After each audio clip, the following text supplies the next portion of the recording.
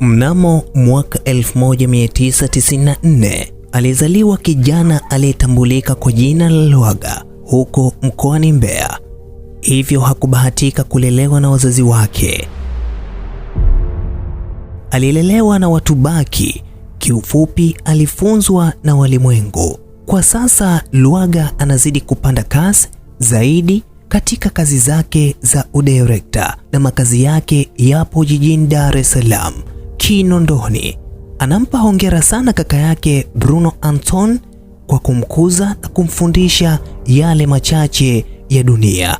Anasema kwa sasa amekuwa, na pia anampa hongera sana mama yake kwa kumleta katika uso wa dunia. Mama yake anayetambulika kwa jina la Romana Mtoni, mkazi wa Kapunga, wilaya ya Mbarali, huko mkoani Mbeya.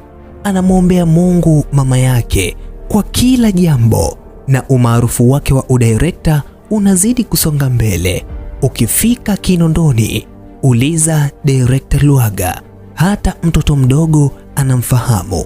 Ndoto ilikuwaje kuwa mwigizaji wa kimataifa? Ndoto ilihama akajikuta amekuwa director wa kimataifa. Director Lwaga anasema bado anapambana. Kauli yake kubwa anakuambia maisha sio rahisi hata kidogo. Na pia anasema anampenda sana dada yake aitwaye Rusia Anton. Anamwombea Mungu kwa kila jambo la kheri na kufanikiwa katika maisha yake.